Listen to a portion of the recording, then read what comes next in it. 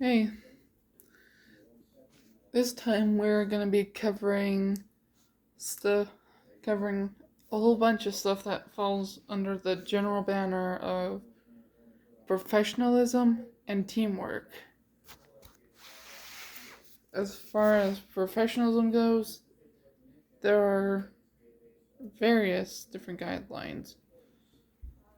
First off is appropriate appearance, and which means if your workplace assigns a uniform, which they more than likely will, depending on where, because most restaurants and stuff do that. Wear it. If it's one of those few restaurants that doesn't, just wear something decent.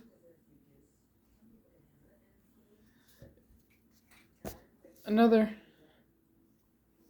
Other things that include it are your typical stuff to keep you safe and to keep up with sanitation, like the apron, which protects from oil or other hot liquid splatters, the gloves, closed-toed shoes, which are preferably durable and oil resistant, and then to have long hair pinned back.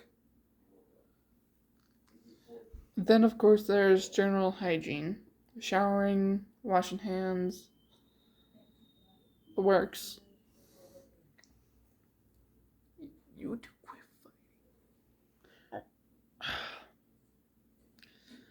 Then there's punctuality.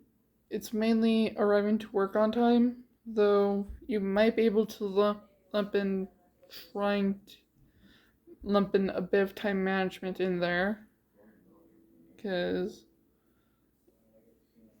yeah. And then there's dependability, doing what you can, when you can, and when it's needed. Part of that is also being accountable, taking credit for taking credibility for for anything that you might have done wrong or whatever.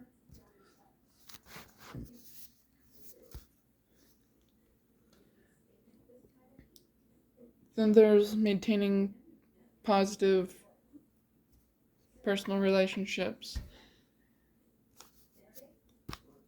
To maintain any type of relationship, there needs to be a certain amount of respect, i.e., no personal attacks, no pushing boundaries, none of that. This includes practicing some of the soft skills, which also plays into teamwork alongside respect and communication.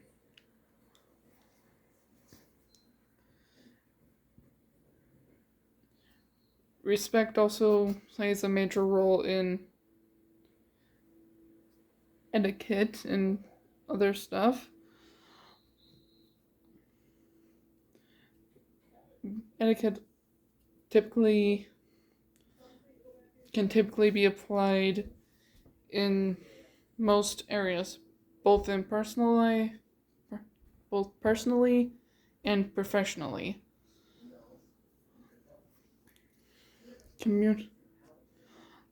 Communication is often a factor in etiquette, because depending on the group of people you're with, where you're at, all that, you want to kind of adjust for those factors.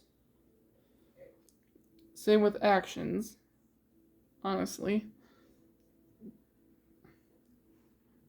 Of course, there's the typical thing answering when of answering other people when needed and stuff, preferably politely.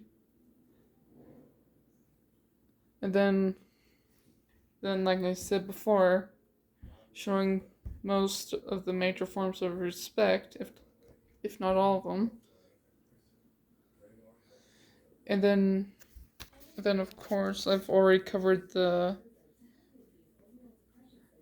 communication part of it, but then also there's the behavior aspect, which again, there's a time, there's a place for certain behaviors and stuff.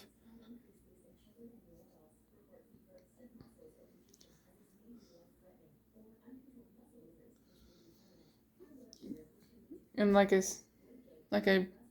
said previously, communication, soft skills, which typically include active listening. There are a few others that I'm not going too far into detail because active listening is technically still a major part of communication and all that.